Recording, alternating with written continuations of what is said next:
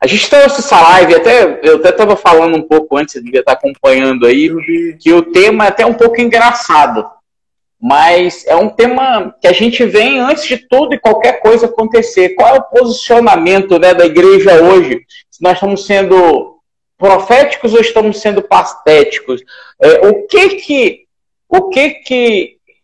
O que que Jesus ensinou para a gente com isso? Né? Vamos falar hoje qual foi a inspiração, qual foi o propósito da igreja, né? É verdade, meu irmão. Quando a gente fala sobre profético e patético, né? É uma coisa que muitas pessoas ainda não entendem. E se a gente for falar sobre isso, né? O pessoal de Lafayette está assistindo aí, o pessoal de Lafayette está assistindo aí, manda um oi aí, manda um alô.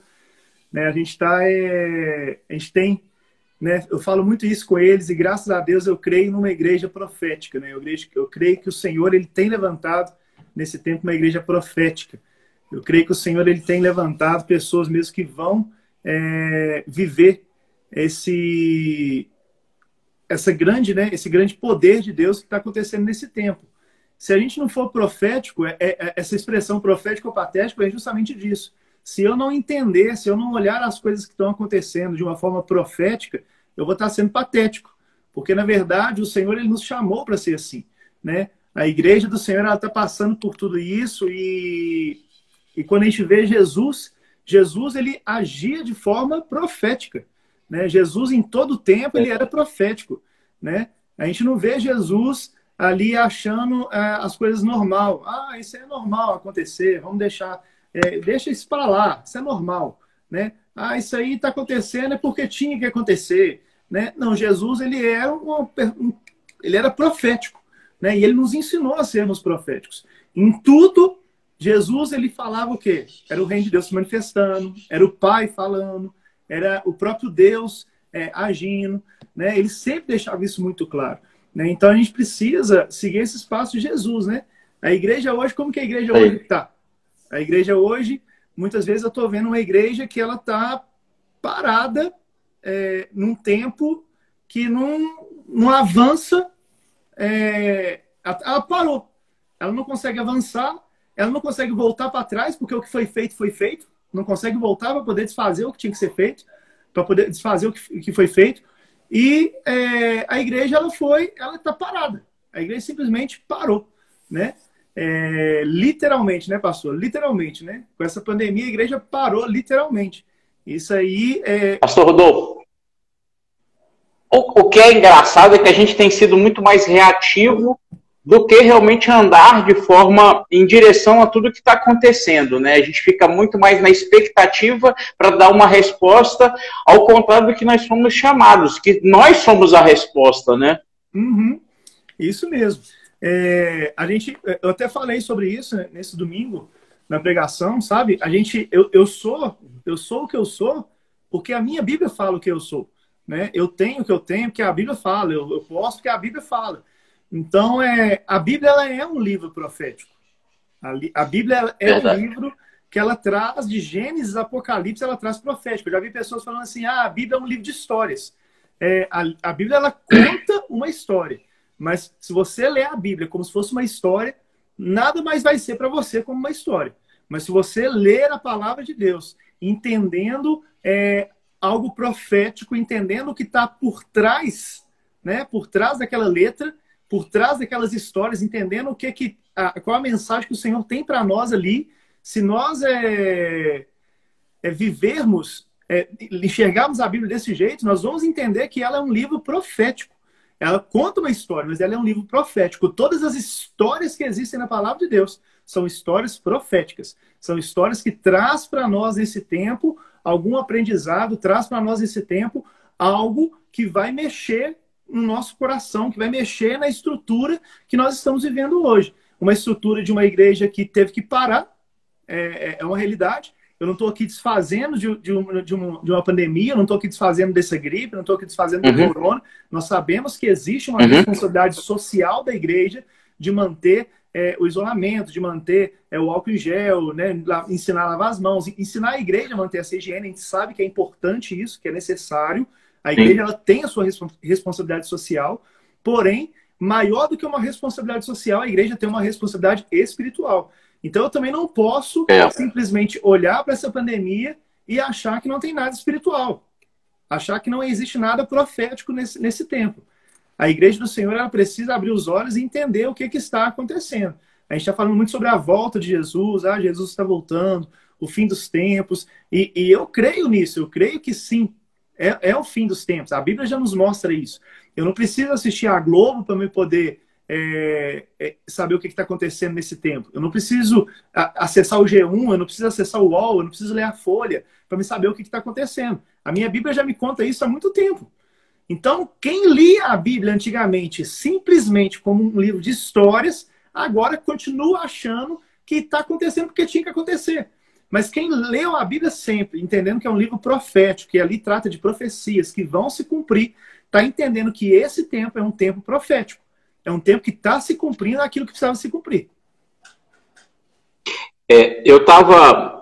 Enquanto você falava, eu falava assim, a gente está vivendo um tempo de uma igreja que tem muito acesso à informação, mas que tem pouco conhecimento da palavra. Apesar de tudo que é disponibilizado nos dias atuais para as pessoas, a gente vê uma quantidade muito grande de seminários, bons seminários, inclusive, acesso a livros, a pregações. Ontem à noite mesmo eu estava ouvindo uma pregação, uma gravação de uma pregação do Spurgeon, pós-cólera, e ele descendo a mão nos irmãos na igreja. Eu falei, meu Deus, se a gente colocar uma pregação desse tipo hoje na igreja, ninguém vai achar que está batendo em todo mundo. Mas a letra, quando diz, a palavra diz assim, olha, meu povo perece por falta de conhecimento, por falta de disposição a conhecer também, e de ler e de buscar esse conhecimento, né? Exatamente. Você falou algo interessante aí, né? A gente sempre viveu uma igreja que qualquer coisinha que você fala, o pessoal acha que está batendo realmente, né? Sendo que, mas a gente sempre se esquece que é a palavra de Deus. É o evangelho simples, né? Eu sempre falo isso. Muitas pessoas falam assim, você tem que bater no pecador, o pecador ele precisa conhecer a palavra, o pecador precisa apanhar. Não, na verdade, Jesus ele não tinha problemas com o pecador. O pecador ele amava, né? Jesus ele tinha problema era com os religiosos. Jesus tinha problema com os fariseus. Com o pecador, Jesus sentava na mesa, abraçava, né? Abençoava. Agora o fariseu, o religioso, Jesus ele o tempo todo dava chicotada. O tempo todo Jesus ensinava a palavra de Deus. Né? Então, Jesus não tem problema com o pecador, ele tem problema com os religiosos. Né? Então, na verdade, boa parte, né? A maioria das pessoas que acham que a palavra de Deus bate, que acham que a palavra de Deus ela vem para poder confrontar e bater na pessoa que está sendo uma palavra pesada, normalmente são pessoas que elas estão sendo confrontadas na sua religiosidade e não no seu pecado. É verdade. Né? A gente fala assim, mas a gente precisa confrontar. Isso não é ruim, né? Não. Isso é uma coisa boa, né? A pessoa ela precisa ser confrontada. As pessoas falam, mas você precisa confrontar a pessoa no pecado dela. Né? Amém. Mas a Bíblia fala que quem convence é o Espírito Santo. É ele que convence do pecado. Né? Ele vai nos convencer do pecado. Do mesmo jeito que ele vai nos convencer da religiosidade. Eu falei isso outro dia. A gente sempre fala que a religiosidade é a pessoa que é a mulher que não corta cabelo. A religiosidade é a mulher que não usa calça, usa só saia. É o homem que não usa bermuda, usa calça. A gente sempre expôs a religiosidade como aquelas pessoas que têm a sua doutrina, têm a sua denominação e exercem aquilo. Mas, na verdade, hoje em dia, existem muitos religiosos de bermuda. Porque a religiosidade, na verdade, não é você ter o cabelo comprido. Religiosidade, na verdade, não é você não usar uma bermuda. Né? A religiosidade é você se achar superior. E muitos dos que usam bermuda hoje, das mulheres que cortam cabelo, dos homens que usam bermuda, eles criticam e zombam dos nossos irmãos que seguem uma doutrina. A gente sabe que é uso e costume. Mas uso e costume é uma coisa, religiosidade é outra. A religiosidade é quando você não enxerga o seu pecado, você não enxerga o seu erro, você não enxerga que você precisa mudar e você quer mudar o outro. Essa é uma verdade. E hoje a gente vive uma sociedade exatamente assim. A gente fala muito da sociedade, né, Hector? A gente fala que a sociedade ela reclama demais. A gente está vendo aí, né, as reclamações do presidente. Né? O presidente fala: vamos todo mundo ficar dentro de casa. Não, o cara é doido, por que ele quer ficar dentro de casa? Então tá bom, gente. Então sai todo mundo para trabalhar. Não, você quer matar todo mundo. Então, a gente vê uma sociedade que ela reclama de tudo. Eu estou dando exemplo do presidente, mas é em geral. É geral. Se a gente fala, faz uma propaganda de uma família e coloca uma família tradicional na propaganda, nós não aceitamos os homossexuais. Se a gente faz uma família e coloca lá uma família com homossexuais, né? E todos eles são brancos, mas fez com homossexual, mas eles são racistas, não tem nenhum negro. Então, a gente vê uma sociedade que ela reclama o tempo todo, uma sociedade que ela se acha maior do que todo mundo o tempo todo, uma sociedade que é cheia de mimimi, mas eu posso ser muito sincero, essa sociedade, ela nada mais, nada menos está refletindo a igreja do Senhor. Porque dentro da igreja é assim. Não é a sociedade que traz. A igreja ela é influenciadora. A sociedade ela só reflete aquilo que nós somos. Se nós aprendermos a tomar o nosso lugar, o lugar que o Senhor nos deu, um lugar de governo que o Senhor nos deu nessa terra, se a gente aprender a tomar esse lugar, nós vamos influenciar uma sociedade. E para ponto positivo. O problema é que a igreja muitas vezes influencia para ponto negativo. A gente quer tanto que Deus vá lá e acabe com a corrupção, mas tem muita gente dentro da igreja que está corrompida. A gente quer que Deus vá lá e tire essa corrupção que existe em Brasília, mas existem pessoas dentro da igreja ainda que estão corrompendo. A gente quer que pare a roubalheira, mas tem pessoas dentro da igreja que rouba sinal da internet, que rouba sinal de TV a cabo, que rouba sinal disso. Os chamados gatos, né? Sim. As pessoas, elas acham que Deus ele vai fazer juízo lá fora e vai deixar a igreja tranquila. Não. Para o juízo acontecer fora, Deus primeiro vai fazer juízo dentro. O juízo de Deus ele acontece quando Deus ele conserta a casa. Deus ele conserta primeiro, Deus conserta a igreja para poder resplandecer a sua justiça. E depois que Deus conserta a igreja, a justiça dele resplandece, aí ele começa a consertar lá fora. E foi bom você abordar isso.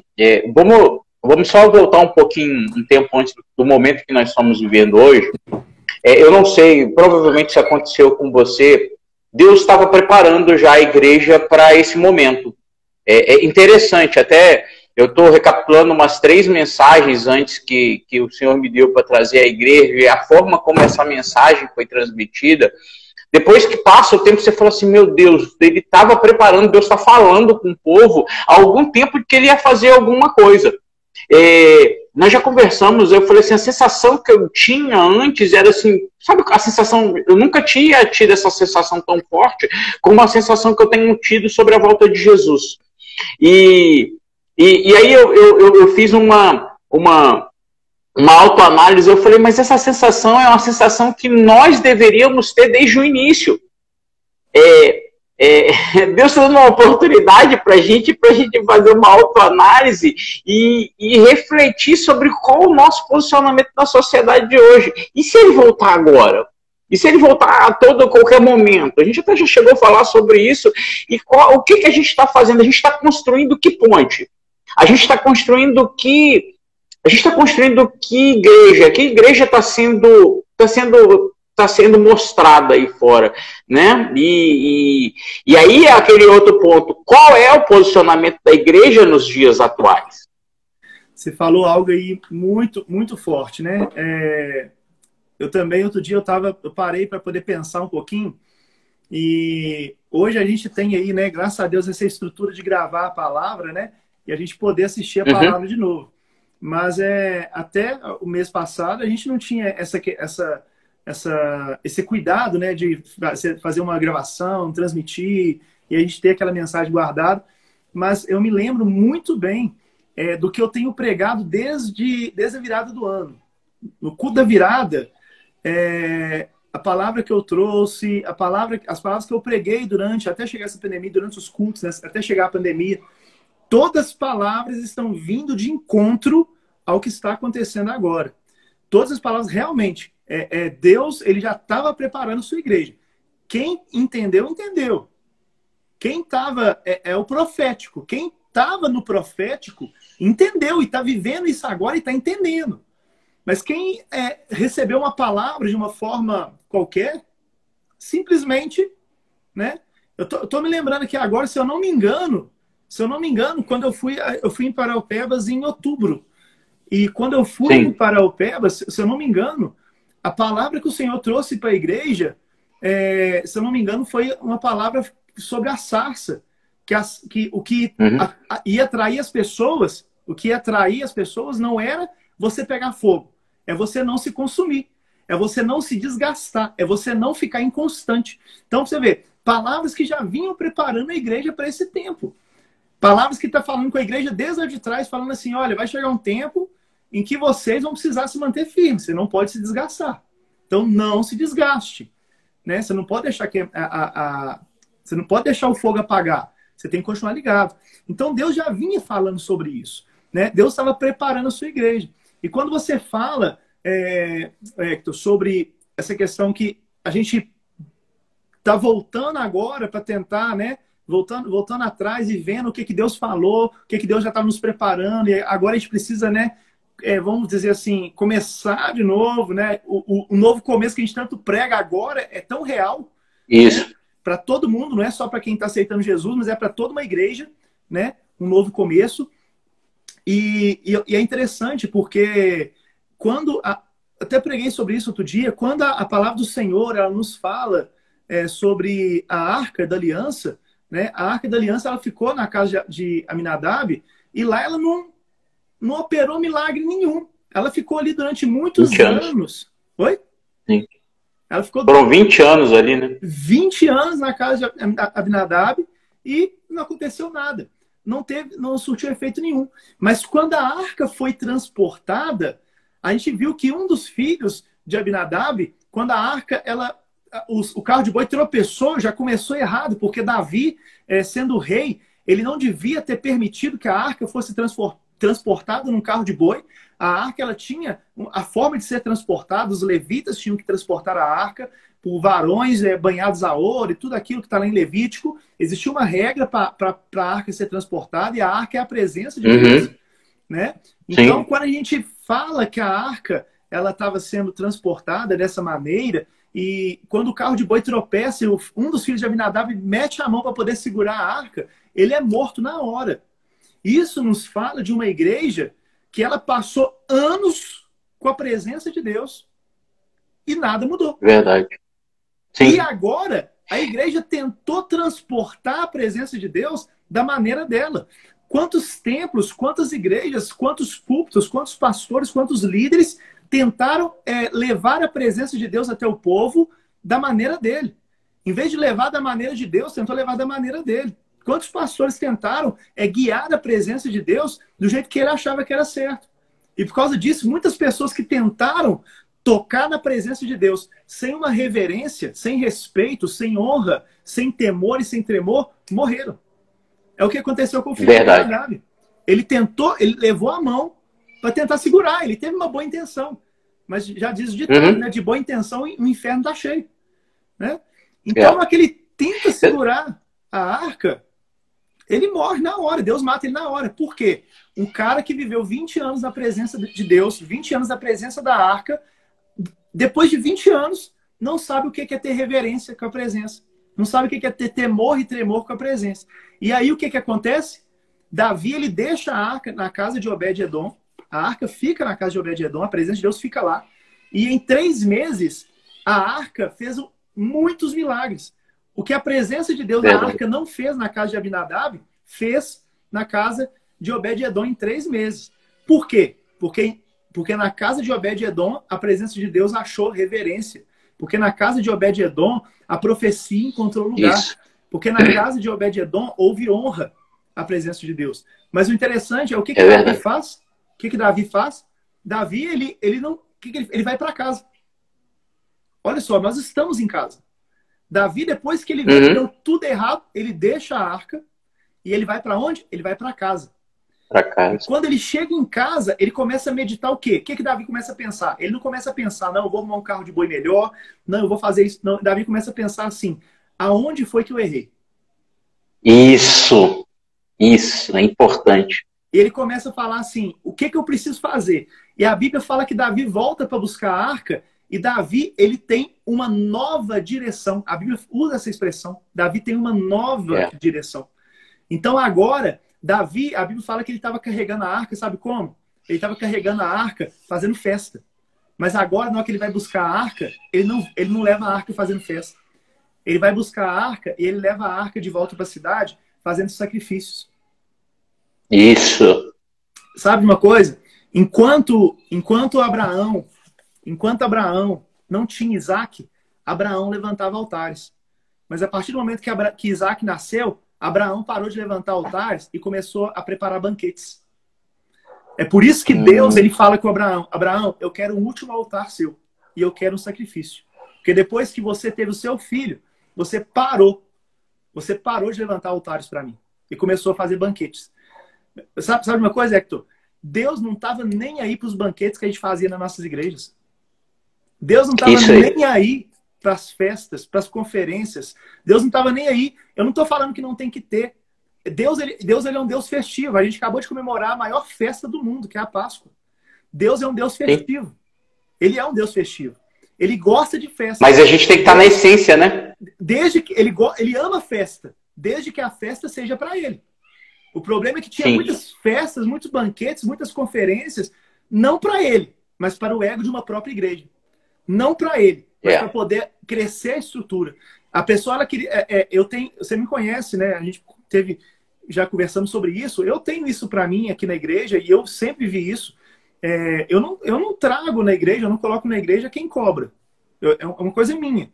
Eu aprendi assim, eu não coloco. A pessoa cobrou 16 mil para vir tocar na igreja. Meu irmão, vai tocar em qualquer outro lugar. Aqui não vai tocar. E o que eram as conferências da maioria das igrejas? O que era a conferência da maioria do povo de Deus? Era conferência que trazia pessoas famosas, pessoas mundialmente famosas, para poder encher lugar. Para poder simplesmente crescer o nome da igreja. E não é isso. Deus não está nem aí para nossa conferência. Ele gosta de uma conferência para poder nos ativar. Ele ama um congresso para poder nos ativar, desde que seja feito para ele. Sim. Quando é feito para ele, tudo bem. Então, Davi, ele volta e ele fala o quê? Agora eu vou fazer diferente. Agora eu vou levando os sacrifícios. E a Bíblia fala que de 6 em 6 metros, Davi oferecia um sacrifício para o Senhor. E aí a arca chegou na cidade. E quando chega na cidade, a arca é um motivo de alegria. E todo o povo festeja. Aquela festa que Davi estava fazendo antes, agora Davi está fazendo na cidade, com a arca. E só para completar, Mical, ela estava em cima, né? Ela estava no templo olhando, e ela começa a zombar de Davi. E ela fala, meu rei, que absurdo você ficar no meio das suas servas, dançando feito um louco, você não pode fazer isso. E Davi fala com ela, fala assim, olha, você está dando a sua opinião, então eu vou te dar a minha. Eu tô nem aí por que estão achando. Se é pro meu Deus, muito mais eu me rebaixarei, se for por ele, para poder adorar o meu Deus. E a Bíblia fala que Mical, de diante, Mical ela ficou estéril. Mical, ela nos fala de um povo, que está nas igrejas, que agora não está mais, né? Mas nos fala de um povo que está nesse tempo, sabe o quê? Observando. Pode reparar, o povo patético das igrejas, o povo que fica só observando, eles observam e criticam. Eles observam e zombam. Eles observam e falam mal. Teve aí o dia do jejum, no dia 5. Quantos crentes que eu vi falando mal do jejum na internet? Meu Deus, é um jejum, é um ato para Deus. Ah, mas o presidente que pediu. Não tem a ver com o presidente, tem a ver com Deus. Então o povo critica, o povo fala e o povo não entende. É Mical. Mical, ela só observava e zombava. Sabe qual que vai ser o destino dessas pessoas quando passar essa pandemia? Vão ser pessoas estéreis. Não vão conseguir frutificar mais. Vão ser pessoas que não vão conseguir frutificar. Mas os proféticos, pessoas que entendem esse tempo como algo profético, eles vão frutificar muito com a presença de Deus. E isso é tão sério que você falou, que mesmo Davi levando a arca de volta para Jerusalém, de volta para Israel, para perto do povo, Deus não permitiu que ele construísse o templo. E isso estava no coração dele.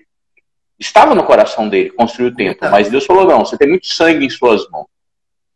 E aí ele passa e entrega, e Salomão, ele prepara tudo para Salomão construir o templo. Na construção do templo, quando ele faz aquele sacrifício enorme, Salomão vai lá para preparar, a glória de Deus entra. Logo no final, quando ele ora, e o Senhor fala com ele, perfeito, eu vou encher a minha presença aqui. Mas Deus dá um recado. Tem que dar, o recado dele é assim, faça a coisa certa, pelo motivo certo, eu vou estar aqui. Isso aqui, para mim, é só um templo, não é nada, são estruturas.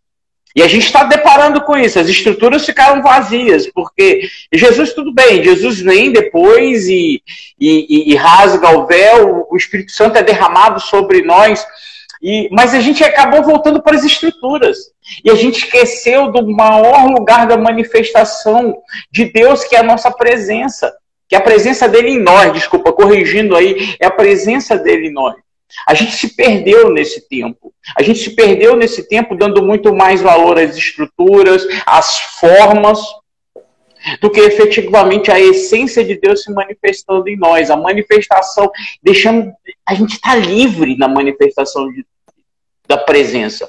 Hoje mesmo eu compartilhei com o pessoal, lá em Romanos 8, né, ele vem falando assim, olha, Paulo fala, portanto, agora não há condenação para os que estão em Cristo Jesus. E as pessoas confundem estar em Cristo Jesus e estar congregando. Eu tenho uma sensação de que tem muita gente que estava fora que está com saudade da presença de Deus. Porque entendeu, tem entendido esse momento profético. A gente na live desse final de semana, uma pessoa lá de Maceió reconciliou com Jesus. E eu conversando com ele, eu falei, olha Deus respondendo as coisas aí. Ele falou assim, eu preciso voltar. Eu entendo que a presença de Deus não está vinculada ao lugar, mas eu preciso congregar. E ele entendeu que o chamado dele tem que ser em resposta ao que Deus falou para ele. Ele sabe que a importância dele como membro de uma igreja e fluindo como tal. E aí ele sabe que profeticamente a vida dele é parte de Jesus se manifestando. E a gente tem muita gente na igreja que ainda não se ligou nisso. Está andando com a camisa gospel, está andando falando a palavra, mas não consegue viver efetivamente essa palavra. É esse andar profético que as pessoas não entenderam. Estão muito mais ligado à forma como você fala do que ao que motiva você falar. E isso é onde as pessoas ficaram muito perdidas. A gente fica muito mais ligado à maneira como as coisas estão sendo feitas do que o que realmente está sendo feito e o que está motivando fazer isso. Exatamente. É assim que as pessoas estão. A gente está vendo isso, para todo lado, né? A gente estava comentando ontem, domingo, a gente estava comentando lá na igreja sobre Niterói, né? O Felipe lá, que eu amo, você também gosta demais, né? Da igreja lá, e a gente estava comentando que o Felipe, a igreja de Niterói, até agora, ela conseguiu registrar mais novos começos do que em todo o tempo dela. De uma forma online. Verdade. Ela alcançou muito mais vidas de forma online do que em todo o tempo que ela está aberta. Né? E pra você ver, já tem 6 anos, né? Que ela está aberta? 7? Sim. Vai fazer 7 anos agora, hein? Pois é. Então, assim, a gente está vendo que há um povo sedento querendo voltar e há um povo que estava que não está entendendo. Sim. Hoje eu estava vendo, o Ed estava falando que só nessa quarentena 1.088 pessoas aceitaram Jesus, tiveram um novo começo. Só na live, e aí se contar a live da Gabriela Rocha, que foi lá também, foram mais 3.000. Isso só agora no final de semana? Só no final de semana. Pois é. É uma coisa gigantesca. Eu tô vendo, pessoas encontraram comigo na rua e falaram comigo assim, pastor, que dia que tem o culto? eu preciso voltar para a igreja. E eu peguei e falei assim, meu irmão, a igreja está fechada. E a pessoa olhou para mim com cara de choro e falou comigo, falou assim, ô pastor, eu estava afastado da presença de Deus e agora que eu quero voltar, eu não vou poder. E eu peguei e falei assim, não, a presença de Deus não é o templo. Você pode voltar agora, vamos orar aqui agora. Você pode voltar, né? O interessante é que as pessoas que estavam longe, elas querem voltar, elas estão com sede de voltar. E quem estava dentro da igreja, não estou generalizando, não é todo mundo, mas muitos que estavam dentro da igreja, né, agora estão preferindo ficar em casa. Outro dia eu ouvi de uma pessoa, você sabe que é muito melhor você assistir o culto pela internet? Que aí você fica em casa mesmo, tranquilo, com a família. Uma outra pessoa virou para mim e falou assim, nossa, está sendo tão bom assistir culto pela internet. Pastor, você vai continuar fazendo culto pela internet? Eu falei assim, vou. Porque o dia que eu estiver cansado, então eu nem preciso ir na igreja. Meu Deus! O pessoal não está entendendo. As pessoas não estão entendendo. Não é isso, né? Não é isso. A realidade é que a gente precisa ter o nosso olhar do que Deus está fazendo. O que Deus está fazendo na igreja, no Brasil de forma geral, o que Deus está fazendo é justamente a profecia que está em Malaquias, a última profecia que existiu no Velho Testamento. Deus está querendo converter o coração de pais aos filhos, de filhos aos pais. Nosso pai é ele. Deus está querendo trazer o coração dos filhos de volta para ele. É isso que ele está querendo, sabe? Quando você falou sobre Davi e Salomão, é interessante, porque Davi, ele não pôde construir porque a mão dele estava banhada em sangue. Essa transição de Davi para Salomão nos fala de uma transição de um pai que vai abrir mão de tudo que ele tem para que o filho tenha tudo. É o que Deus fez, é uma tipologia.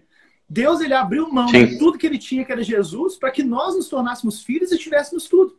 E nós fizemos como Salomão. Porque Salomão, ele tinha que ter continuado isso. Ele tinha que ter ensinado para os filhos. E a gente vê o quê? Que lá na frente, os reis, eles não falam, Salomão, meu pai. Eles falam o quê? Davi, meu pai. Porque o símbolo de paternidade estava em Davi, não em Salomão, não em outros reis. Então, nós como igreja, a gente precisa entender que o que Deus fez, que foi abrir mão de tudo, do seu único filho, para que nós nos tornássemos filhos e tivéssemos tudo, é o que Deus quer que a gente faça. Deus, ele quer levantar nesse tempo uma geração que vai abrir mão dos seus privilégios, vai abrir mão dos seus prazeres para poder alcançar novos filhos. É justamente isso. Pode falar. Eu fico preocupado, você está falando sobre isso, eu fico preocupado porque a gente é uma geração que veio de uma geração que veio após uma geração que lutou muito para a ampliação da igreja, né? Pessoas que lutaram para que a palavra de Deus fosse pregada, que fosse acessível. A gente vê, e o pior, tem muita gente aí querendo aposentar as pessoas que abriram esse caminho, na verdade, para que a igreja fosse isso no Brasil que é hoje. Isso me preocupa muito. E a gente tratando com irreverência o que eles sempre foram reverentes. E tratando isso, como você falou logo no início, como religiosidade. Sem saber discernir o que é uso e costume e o que é religiosidade, entendeu? E querendo jogar isso tudo numa vala comum, trazendo um evangelho de forma irreverente. É aí que eu acho que as pessoas têm se perdido muito. Quando eu cheguei em Niterói, é engraçado. Deus é profético em tudo nas nossas vidas. Eu falo, ele permitiu viver coisas e eu passar por coisas para poder amar pessoas que passam pelas mesmas coisas que eu passei. E eu não consigo olhar com um olhar discriminatório, mas olhar com um olhar de amor para essas pessoas. Eu tenho mais paciência com essas pessoas do que talvez eu teria se eu não tivesse vivido isso tudo que eu vivi. Porque é uma essência que Deus tenta imputar. Jesus fala muito na gente, não adianta você fazer nada se você não fizer pelo motivo certo, por amor. Você está com um amor exalando na sua vida e ele é uma referência disso em nossas vidas. Que a gente esquece disso. A gente tem esquecido.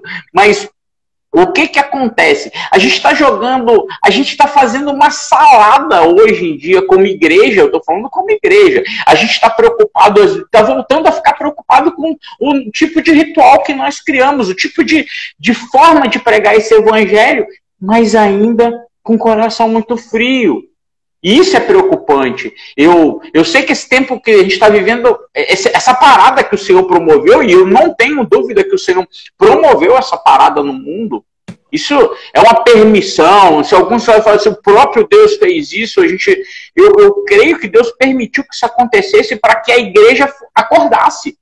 Verdade. Para a gente não saísse assim, como a gente estava anestesiado. A gente estava vivendo dias no Brasil como as coisas estivessem, tá tudo bem, tá não, a igreja está bem. E não, a gente está tendo problemas internos, a gente está fugindo da essência do evangelho há algum tempo. Fato disso é que quando a gente vê algumas discussões a respeito do modo de fazer, ou o público que tem até, a gente começa a ver muita. A gente está tendo uma cultura farisaica de novo no nosso meio. E isso é uma coisa muito preocupante. Isso é verdade. A gente precisa tomar cuidado com isso. Essa questão que você falou aí, Hector, sobre a questão que a igreja de hoje está tentando abafar a igreja do passado, a nossa geração está tentando abafar a geração do passado, e a gente precisa respeitar esse povo, né? Deus, ele não é um Deus de nova geração. Deus é um Deus de uma próxima geração, né? Ele não, se Deus ele for um Deus de nova geração, ele precisa fazer o que aconteceu lá em Noé, no livro de Gênesis com Noé. Ele precisa matar todo mundo e começar tudo de novo. Deus não está matando todo mundo para começar de novo. Nós somos próxima. O que quer dizer uma próxima e não uma nova? Uma nova vai começar do zero. Mas uma próxima, ela vai continuar aquilo que foi pregado. É claro que eu entendo que no passado existiam alguns entendimentos que batiam com princípios da Bíblia. Vou te dar um exemplo. Eu cresci ouvindo, desde pequeno, de um Deus que, se eu tropeçar, ele vai mandar um raio na minha cabeça e vai me matar. Né? Eu cresci ouvindo a minha mãe falar comigo, falar, olha, papai do céu, se você fizer coisa errada, papai do céu vai te matar. Né? A gente cresceu aprendendo de um Deus tão cruel, né? E, na verdade, quando a gente vai para a palavra, a gente descobre que, na verdade, Deus é nosso pai. E do mesmo jeito que eu amo o Isaac e a Bela, Deus, ele me ama, né? Deus, ele não quer o meu mal. Mas quando eu desobedeço, assim como o Isaac e a Bela desobedecem, eles vão ter consequência. E eu vou ter uma consequência. Porque Deus é pai e ele vai nos corrigir. Né? A correção, ela faz parte do plano de amor de Deus. Então, é claro que existem coisas. Por exemplo, eu aprendi desde pequeno, né, que quando você está orando de madrugada, eu aprendi que se você dormir, você cometeu pecado, você está em pecado, Deus vai ficar bravo com você. Né? Porque você dormiu enquanto você orava. Né? Hoje eu já entendo que não tem nada a ver, que não tem problema. Que eu nunca vi um pai ficar brigar com seu filho porque ele adormeceu no seu colo enquanto eles conversavam. Nunca vi isso. É verdade. Né? Então, a gente precisa entender que, é claro que algumas coisas a gente precisa trazer para uma realidade bíblica. O próprio Jesus fez isso. Jesus, ele chegou para os fariseus e falou assim, olha, o que vocês aprenderam? Aí eles falaram, se aprendemos isso, pois eu vos digo hoje. O que Jesus estava falando? Vocês aprenderam assim, mas hoje eu estou falando assim. Quem que você vai seguir? Jesus, ele não veio tirar o Velho Testamento. Ele só veio e falou assim, peraí, eu vou pegar o que vocês aprenderam e vou colocar dentro do reino. A palavra de Deus é o reino. Vou colocar dentro do reino. Tá aqui o reino. Vou colocar no reino. Tá? Então, vamos trazer para a palavra. É isso. Mas a gente não pode desfazer dessas pessoas. O que elas plantaram para a gente é algo incrível. O que elas plantaram para que nós estivéssemos aqui hoje é algo fantástico. O que elas sofreram, as pedradas, as críticas, as cuspidas que elas sofreram, é algo que hoje nós não passamos isso. Hoje a igreja é livre. Antigamente era horrível ser crente. Hoje você é crente e tá na moda ser crente. Né? Então a gente não pode desfazer dessas pessoas. Uma passagem que eu amo da Bíblia é uma passagem de Joel, que ela fala que nos últimos dias os velhos sonharão e os jovens terão visão. Né? É verdade. O que a geração passada sonhou, nossa geração está tendo visão, a gente está enxergando. Do mesmo jeito, o que nós sonhamos hoje, a próxima geração vai ter visão e vai enxergar aquilo. Isso nos remete ao que aconteceu com Maria e Isabel, né? Isabel engravidou de João Batista, Maria se engravidou de Jesus, e a Bíblia fala que quando elas se encontraram, os meninos mexeram no ventre, né? Aquilo ali, eles mexeram por quê? Porque já era o chamado servindo o propósito. Era João servindo a Jesus, né? Eles se mexeram ali no ventre. E olha para você ver, Maria engravidou e ela era o quê? Jovem. Isabel engravidou e ela era o quê? Velha. O anjo falou com Isabel que ela ia ter filho, como? Através de sonho. E como que o anjo falou com Maria que ela ia ter um filho? Através de visão. Então, os velhos sonharão. Os jovens terão visão. Mas o que significa isso? Significa que o sonho da pessoa velha, o sonho da geração antiga, ele é apenas um chamado. E a visão do jovem é apenas um propósito. Se os dois não se unirem, as crianças não vão se mexer. Se os dois não se unirem, o chamado não vai cumprir o propósito. O chamado é o sonho, o propósito é a visão. Se os dois não se unirem, o chamado não vai cumprir a visão, não vai cumprir o propósito. É verdade. E o importante disso tudo é entender, e eu acho que o momento é muito propício para isso, é entender o que nós estamos fazendo com o nosso chamado. A gente está exercendo o nosso chamado. Quando Jesus vai falar de talentos e dos dons, e aquele que esconde, a gente fica brincando com isso, e esse final de semana eu falei muito disso. Eu falei duas coisas que eu achei que o Senhor falou muito forte comigo. Uma é uma igreja que está sentada, que deveria estar fluindo. Ela deveria estar cumprindo o seu chamado. E a segunda coisa é que eles deveriam estar em função do reino, e que Deus não ia tomar isso de ninguém, como ele não toma. E mais ainda, que a oportunidade que ele está dando para essa igreja ser muito mais ativa, eu estou falando ativa de forma profética, de caminhar na terra como isso e falar assim, olha, unam-se, cumpram o propósito, cumpram o chamado que eu entreguei para vocês, entendam por que vocês foram chamados e vão fluir. A gente tem uma monstruosidade de pessoas que precisam voltar para dentro da casa do Pai, que estão aí perdidas. A gente precisa amar, a gente precisa, muitas vezes, encontrar o primeiro amor, porque muita gente veio pelo movimento, ela não veio pelo primeiro amor, ela nem sabe o que é ser amada ainda, e a gente vai começar a aprender a amar como nós nunca amamos antes. Por quê? Porque a gente tinha uma estrutura muito bem montada. Eu estou falando assim de um modo geral, refletindo a igreja como igreja. A igreja como a gente estava estruturado no passado. A gente precisa realmente começar a amar, começar a experimentar Jesus. Foi tão legal quando você falou, eu estava querendo lembrar o nome do livro, O Jesus que eu não conhecia. Ele fala desse tipo de situação. Ele fala de a gente se apresentado a um Jesus diferente do que é, por falta de conhecimento desse Jesus. A gente precisa voltar.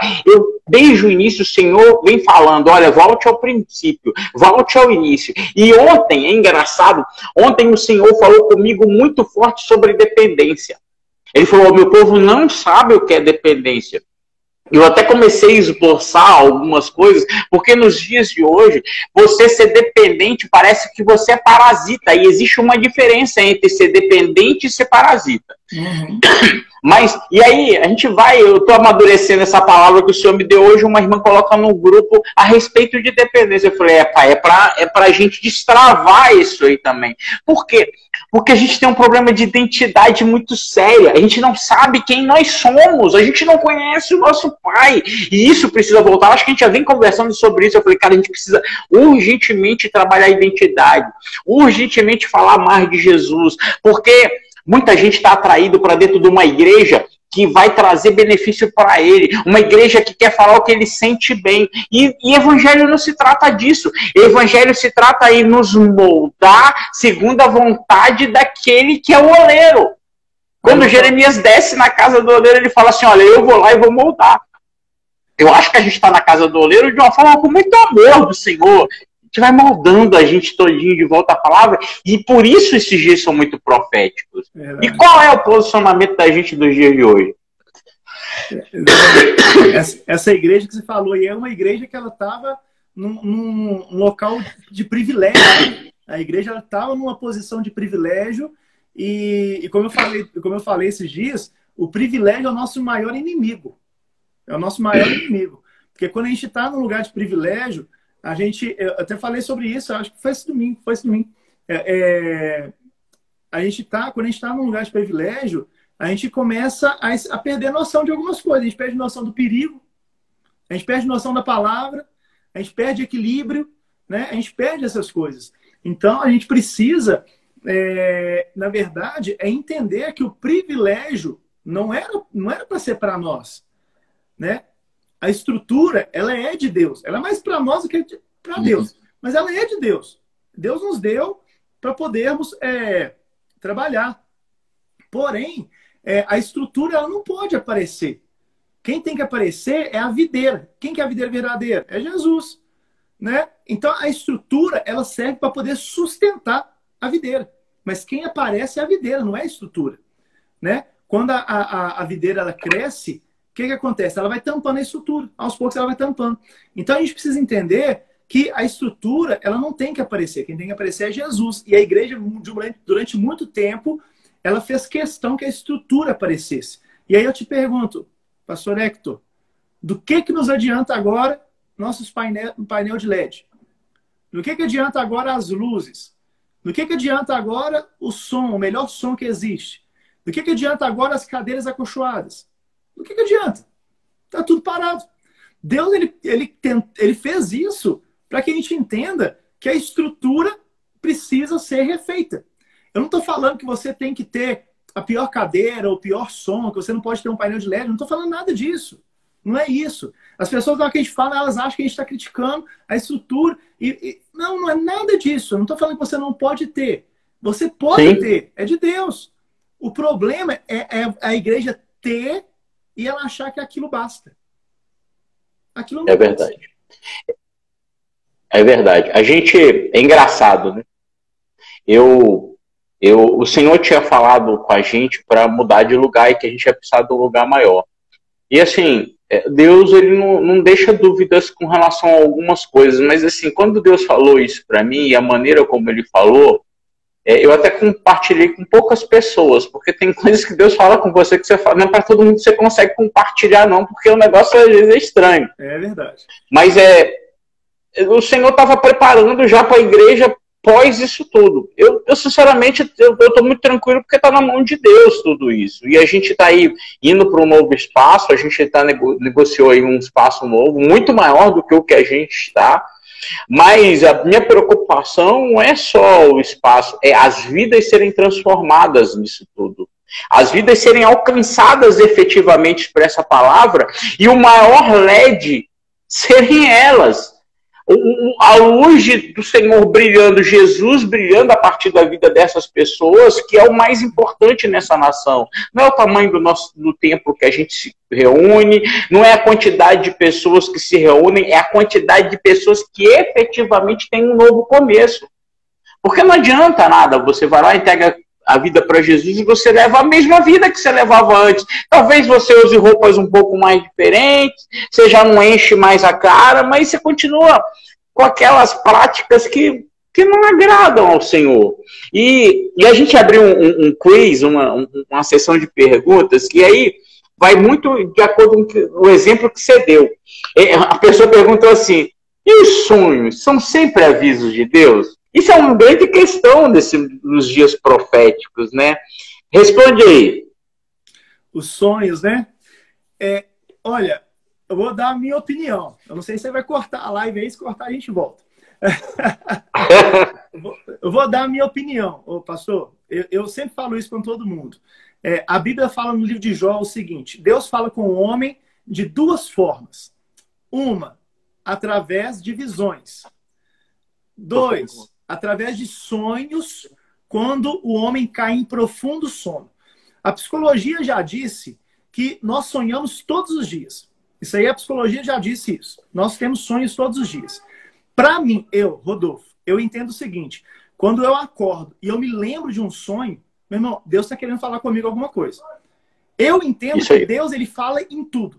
Hoje eu até coloquei no meu story, as pessoas às vezes não entendem. Eu estava na roça hoje, quando eu estava vindo pela manhã, eu vi uma nuvem e aquela nuvem falou comigo. E a pessoa pode falar assim: pastor, mas uma nuvem, é só uma nuvem. Meu irmão, Deus, ele fala em tudo. Deus, ele fala comigo em tudo. Eu vejo uma nuvem, Deus fala comigo. E quando eu vi aquela nuvem, Deus falou. Então, sonho, eu acredito nisso.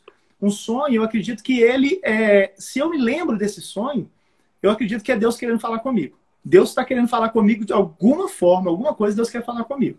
Então, quem está tendo sonhos nesses dias, meu irmão, ou você é profético ou você é patético.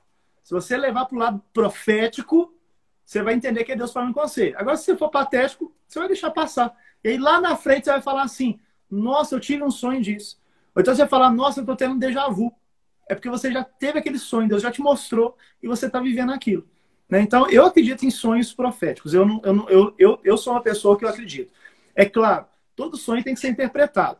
Não é porque eu sonhei, por exemplo, eu sonhei que eu bati o carro. Quer dizer que eu vou bater o carro porque eu sonhei. Não, você tem que ter uma interpretação. Né? Você tem que buscar alguém que tenha esse dom de interpretação para poder estar buscando isso do Senhor. Mas, para mim, é um sonho profético. Em outra ocasião, eu conto para vocês um sonho que eu tive e que ele aconteceu detalhe por detalhe. No sonho era uma coisa, mas no natural ele aconteceu de acordo com aquilo que Deus ia interpretando para mim no sonho. A gente, só para a gente encerrar, uma pergunta que foi feita aqui, e eu até vou me eximir a responder, está perguntando sobre o que a gente entende sobre coach. São coisas que a gente... Eu acho que a gente está precisando de uma igreja que vá muito mais buscar a essência da palavra, a integralidade da palavra, do que ficar sendo ativada por sentimentos. Andar profeticamente é andar muito mais fundamentado na palavra do que andar por estímulos.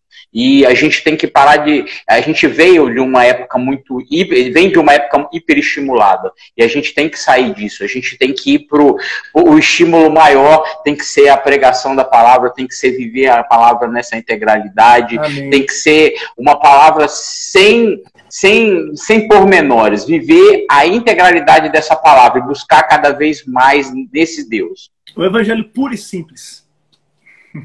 Isso aí. É isso aí. Pastor, te agradeço.